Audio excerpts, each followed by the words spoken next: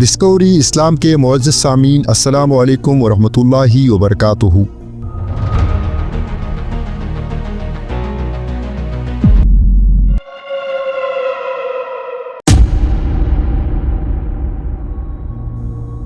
کیا زمین پر فانی سدرۃ المنتہا کی جڑوں سے آ رہا ہے؟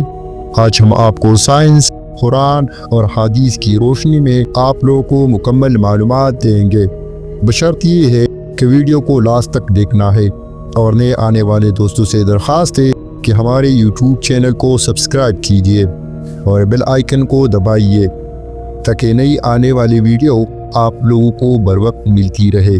چلیے اپنے اصل ٹاپک کی طرف۔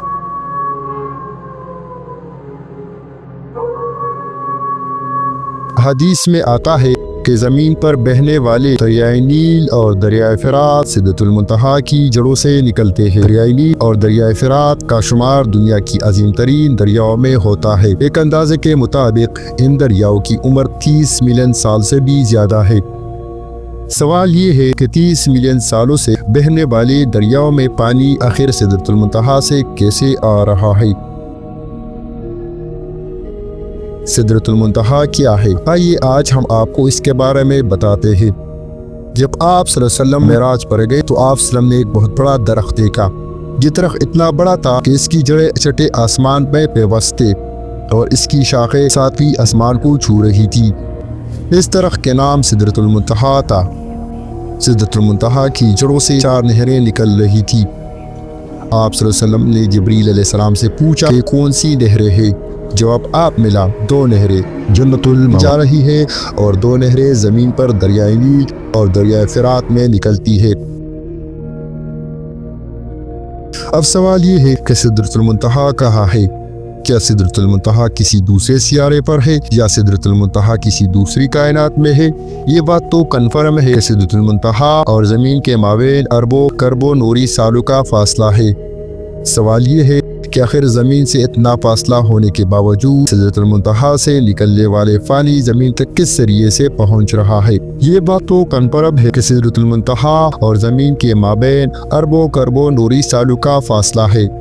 سوال یہ ہے کہ آخر زمین سے اتنا فاصلہ ہونے کے باوجود سدرۃ المنتہا سے نکلنے والا فانی زمین تک کس ذریعے سے پہنچ رہا ہے؟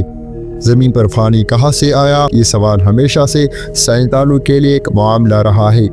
ایک عرصے تک سائنسدانوں کا یہ خیال تھا کہ زمین پر فانی کیمیائی عمل کے نتیجے میں وجود میں آیا۔ فانی پر تحقیق کرنے والے بہت سے جدید سائنسدانوں کا خیال ہے کہ زمین پر فانی کسی دوسرے سیارے سے آیا ہے۔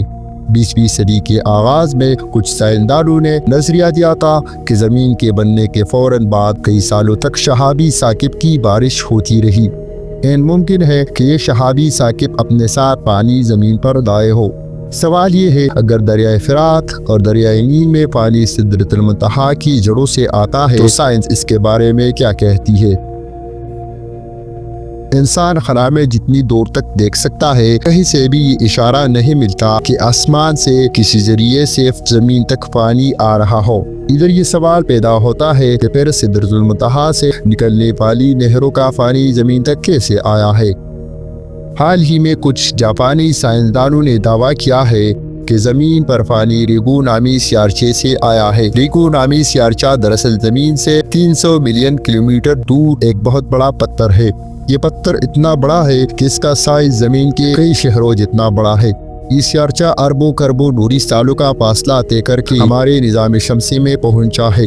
سوال یہ ہے یہ سیارچہ جہاں سے آیا ہے کیا وہ جگہ سدرۃ المنتہا کا حصہ ہے؟ اب تک سائنس اس بات کو تسلیم کر چکی ہے کہ زمین پر پانی کہیں اور سے آیا ہے۔ آئیے اب اس بات کو سمجھنے کی کوشش کرتے ہیں کہ سدرۃ المنتہا کی جڑوں سے نکلنے والا پانی زمین تک کیسے پہنچ رہا ہے۔ سائنس میں ایک تصور ہے جسے ورم ہول کہا جاتا ہے۔ ورم ہول کائنات میں موجود ایسا دروازہ سمجھ لیجئے کہ جس کے ذریعے کروڑوں اربوں نوری سالوں کا فاصلہ پلک جھپکنے میں طے کیا جا سکتا ہے۔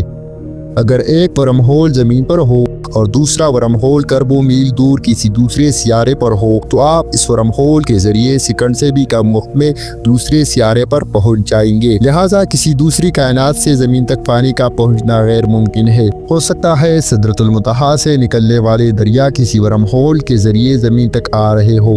قربی قیامت کی نشانیوں کو دیکھیے تو پتہ چلتا ہے کہ جب دجال آئے گا تو دریائے فرات کا پانی خشک ہو جائے گا۔ اس سے یہ بھی پتہ چلتا ہے کہ دجال بھی شاید اسی ورم ہول کے ذریعے زمین پر آئے گا، جس ورم ہول سے دریائے فرات اور دریائے نیل زمین تک آ رہے ہیں۔ ممکن ہے کہ دجال ہی زمین پر پہنچ کر اس ورم ہول کو بند کر دے، جس سے یہ دونوں دریا خشک ہو جائیں گے۔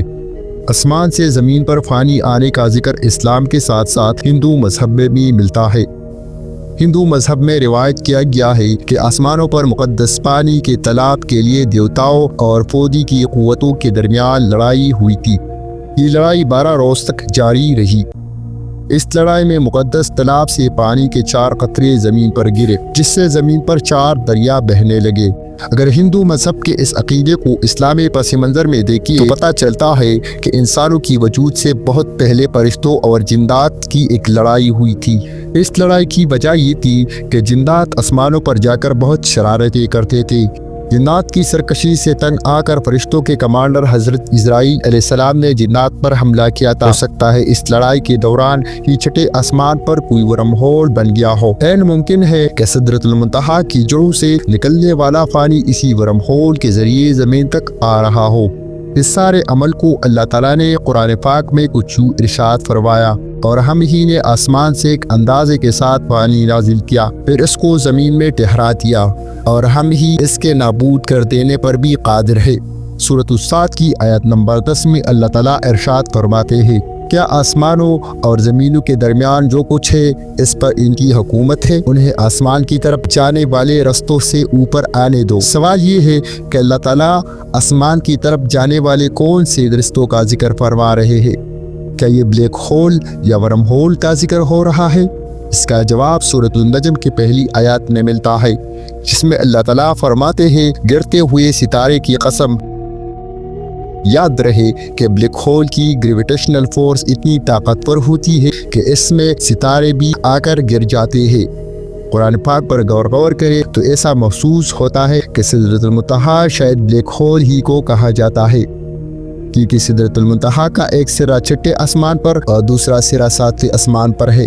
بلیک ہول کا بھی ایک دروازہ ایک کائنات میں اور دوسرا دروازہ دوسری کائنات میں کھلتا ہے۔